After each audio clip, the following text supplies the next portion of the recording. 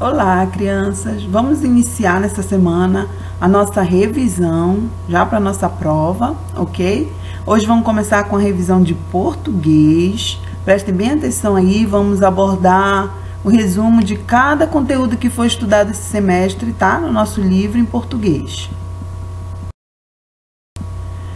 A disciplina, né, como eu já falei, é português. Vamos estar trabalhando a revisão nessa semana. Os conteúdos que vão ser trabalhados: interpretação de texto, ponto de interrogação, exclamação e ponto final, números de sílabas e posição da sílaba tônica, artigos definido e indefinido e verbo, o tempo e pessoa. Então, vamos começar aqui pelos pontos. Os pontos de interrogação, né? Ponto de exclamação e ponto final. Você sabe que um texto apresenta diversos tipos de pontuação, não é mesmo? Cada uma delas tem uma função e é utilizada com intenções diferentes. Assim, elas são capazes de mudar completamente o sentido de um texto. Por isso, é muito importante saber lê-las e utilizá-las. Observem aqui, nesse pequeno trecho, né, do texto Cuidado, Dona Mata. Dona Mata ficava dia e noite admirando o homem cavar aquele buraco que crescia cada vez mais. A senhora viu, Dona Onça? Parecem formigas, carregando aqueles sacos de cascalhos nas costas, dizia Dona Mata.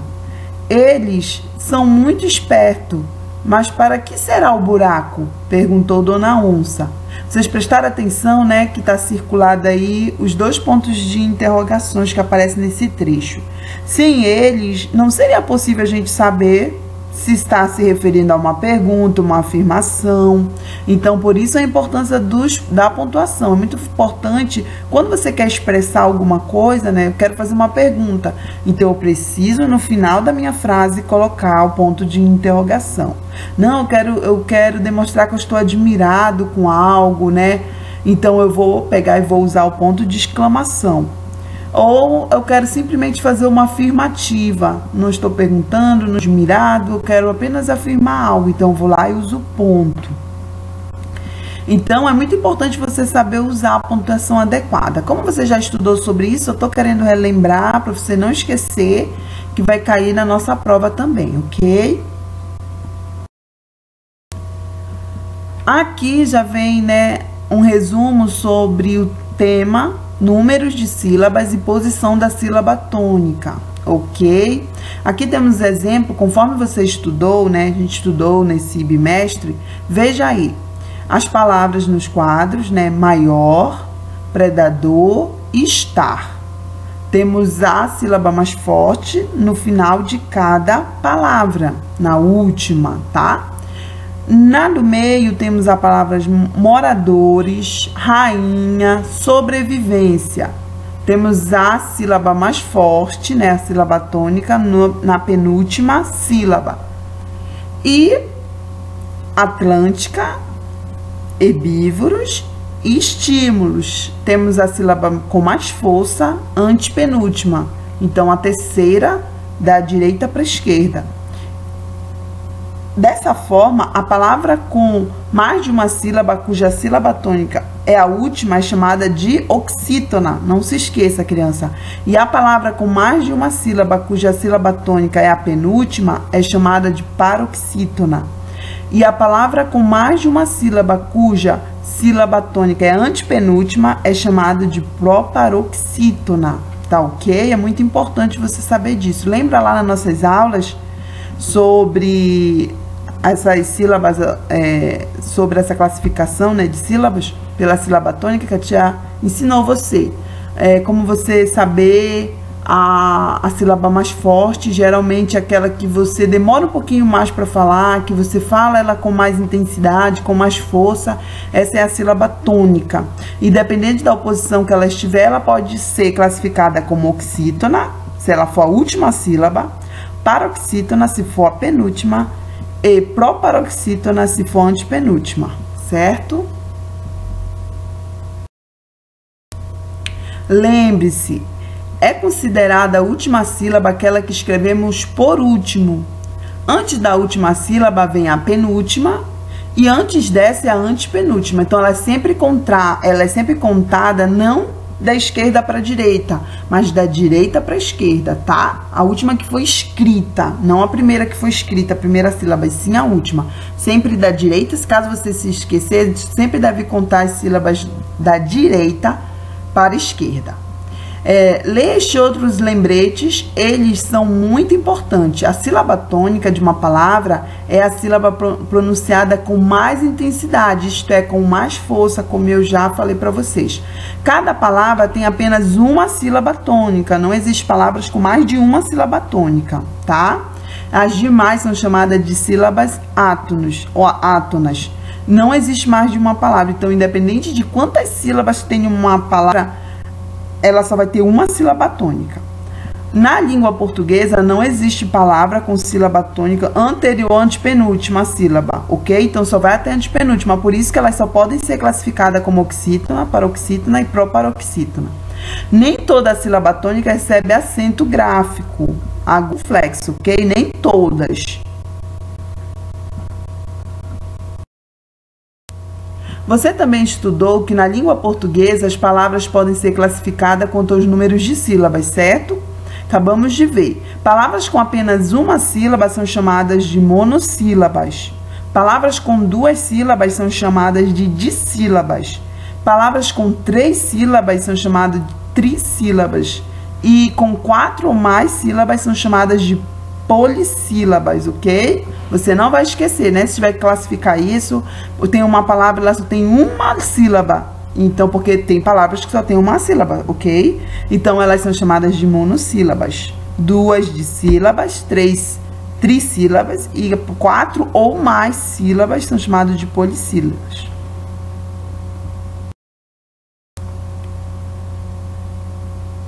Também, crianças, no semestre passado, você estudou a flexão dos substantivos em gêneros, feminino e masculino, e descobriu que eles podem vir acompanhados de artigos definidos. Quais são esses artigos definidos? A, as, o, os, que nos ajuda a identificar o gênero dos substantivos, certo?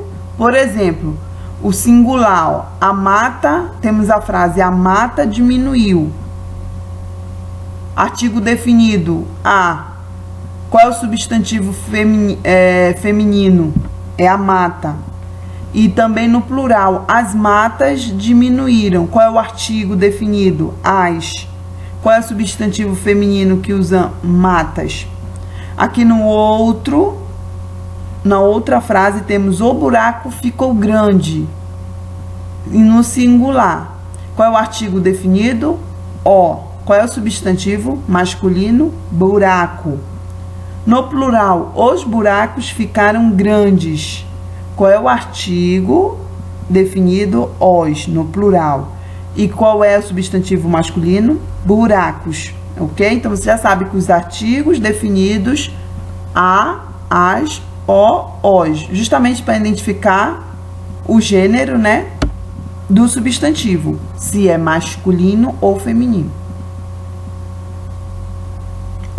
Os artigos definidos acompanham os substantivos e são utilizados quando nos referimos a algo específico, ou seja, no caso dos exemplos, fala-se de determinada mata e de determinado buraco. Assim sabe-se exatamente de qual mata e de qual buraco se está tratando. Se, por outro lado, estivéssemos nos referindo a qualquer mata ou a qualquer buraco de modo genérico, poderíamos utilizar os artigos indefinidos. Eu não sei de onde é, entendeu? Eu não sei de onde é a mata que estão falando. Então, ele é indefinido. Ele não foi definido aonde é, eu não conheço. Então, é indefinido. E vamos ver a frase aqui no singular. Eles ficaram perdidos em uma mata. Em uma mata. O artigo indefinido é uma. Você pode dizer, tia, mas singular, mas eles é plural. Só que aqui a gente não está trabalhando a pessoa, né? E sim, estamos trabalhando os artigos. Então, lá ficou uma. Uma é artigo indefinido, ok? Porque os artigos indefinidos, assim como tem os artigos definidos. Aqui é uma. Qual é o substantivo aqui? Continua sendo a mata feminina, ok? Eles ficaram perdidos em umas matas. Então, é no plural, ok? E o artigo indefinido é umas. Aqui embaixo no singular, eles encontraram um buraco. O artigo indefinido, um. E o substantivo masculino é o buraco. E no plural, eles encontraram uns buracos. Aqui o artigo indefinido é uns embaixo, né? O substantivo continua sendo o buracos. Os artigos indefinidos, assim como definidos, acompanham os substantivos e podem ser utilizados no feminino ou no masculino, no singular ou no plural. São artigos indefinidos as palavras com uma, umas, um e uns. Assim como os artigos definidos são a, as, o, os, os indefinidos são uma, umas, uns. Eles são utilizados quando não nos referimos a algo específico. Assim, os exemplos citados fazem referência a uma mata ou um buraco qualquer, a lugares indeterminados, ok? Então, vamos lá. Você já aprendeu que verbo é um tipo de palavra que imprime ação, estado ou fenômeno da natureza, e também que varia de acordo com a pessoa, primeira, segunda ou terceira pessoa, e o tempo passado, presente ou futuro, certo? Para completar, é importante saber que, além disso, o verbo varia em número, ou seja, singular ou plural. Mas, diferentemente do que acontece com substantivo e adjetivos, a letra S nem sempre aparece no plural dessa classe gramatical, pois existem outras terminações que se alteram dependendo da pessoa e do tempo, verbo em questão. Observe os exemplos dos quadros a seguir. Temos aqui o verbo que vamos usar é cuidar, né? Que expressa uma ação de cuidar. No passado, usando, né, a pessoa e o verbo, no passado, a primeira pessoa, eu. Eu cuidei, nós cuidamos, ele cuidou, eles cuidaram. Tudo no passado. No presente, eu cuido, nós cuidamos, ele cuida, eles cuidam. Como eu iria conjugar esse verbo no futuro? Eu cuidarei, nós cuidaremos, ele cuidará, eles cuidarão.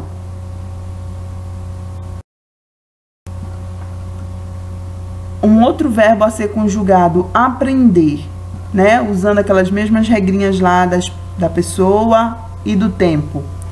Eu, no passado, eu aprendi, nós aprendemos, ele aprendeu, eles aprenderam. No presente, eu aprendo, nós aprendemos, ele aprende, eles aprendem. No futuro, eu aprenderei, nós aprenderemos, ele aprenderá, eles aprenderão. O outro verbo, dividir. No passado, eu dividi, nós dividimos, ele dividiu, eles dividiram. No presente, eu divido, nós dividimos, ele divide, eles dividem. Repare que tanto no passado como no presente, quando a gente usa a pessoa, né, nós dividimos no passado, no presente nós dividimos, né? É a mesma palavra, tanto para o passado como no presente. Agora, divide no presente e eles dividem. No futuro, eu dividirei, nós dividiremos, ele dividirá, eles dividirão. Ok? Até aí, né? Como conjugar o verbo, você vai precisar também, você já estudou, estamos só relembrando. Vamos lá para a próxima. Aqui temos as atividades que eu vou mostrar aqui para vocês, das páginas 91 e 102, fazendo algumas atividades relacionadas, né, à nossa revisão. Aí você vai fazer na divisão, a gente vai trabalhar a acentuação gráfica, que é um pouquinho mais complicado, né, que a gente precisa treinar isso bastante. Dos monossílabos tônicos, acentuação gráfica das palavras oxítonas. No capítulo 2, você estudou as regras de acentuação gráfica dos monossílabos tônicos. Agora é o momento de aprender como acentuar as palavras oxítonas. Leia as palavras do quadro, depois, no espaço a seguir, faça a divisão silábica dessas palavras. Então, você vai pegar cada uma dessas palavras que estão no quadrado e vai separá-las, ok? Separá-las em sílabas. Aí, em cada... Você separou a primeira palavra, faça um traço e separa, vai separando as seguintes.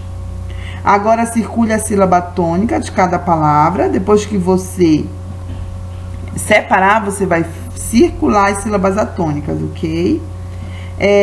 Observando as sílabas que você circulou, é correto afirmar que todas as palavras do quadro são oxítonas, paroxítonas ou proparoxítonas? Então, você já sabe aquela regrinha lá. Se a sílaba tônica for a última, vai ser todas oxítonas. Se for a penúltima, paroxítona. E se for a antepenúltima, proparoxítona. Aí você vai marcar a correta. Copie apenas as palavras do quadro que recebeu acento gráfico. Então, só as que tem acento gráfico, você vai copiar aqui embaixo. Observando as terminações das palavras oxítonas acentuadas, complete a regra de acentuações dessas palavras. São acentuadas as palavras oxítonas terminadas em... Você vai dizer em que elas terminam, que letras elas terminam, tá bom? Releia o texto, menos carros, mais bicicletas, que já lemos, né? Nas nossas atividades, nas nossas aulas. E copie as palavras oxítonas que recebem acento gráfico encontrada no texto. Dica: são 3, as oxítonas, ok? As que tem a sílaba forte na última sílaba. Para relembrar o que você aprendeu no capítulo 2, copie todos os monossílabos tônicos acentuados que você encontrar no texto. Caso alguma palavra se repita, você deverá copiá-la apenas uma vez. Dica: são 7 palavras, ok? 7 palavras que são monossílabo. Monossílabo, quantas sílabas são? Você lembra, né? Uma sílaba, muito bem. E aí você vai procurar lá no texto todas as palavras monossílabas que são tônicos, ou seja, elas vão ter que ter acento, tá ok? Gráfico ou circunflexo. Aí aqui é a nossa última atividade, né, para relembrar deste capítulo. Você revisou as regras de acentuações dos monossílabos tônicos, aprendeu novas regras de acentuação. Escreva no espaço a seguir quais foram as novas regras que você aprendeu, tá bom? Aí você vai copiar o que você aprendeu, o que você conseguiu absorver. Neste capítulo, você também estudou o gênero discursivo, anúncio publicitário, lembra? O que é o objetivo desse gênero? Você vai escrever aqui qual é o intuito, qual é a característica principal que ele tem e quais são as principais características do anúncio publicitário. Aqui você vai escrever sobre isso na B, ok? Depois você faça aí a sua autoavaliação.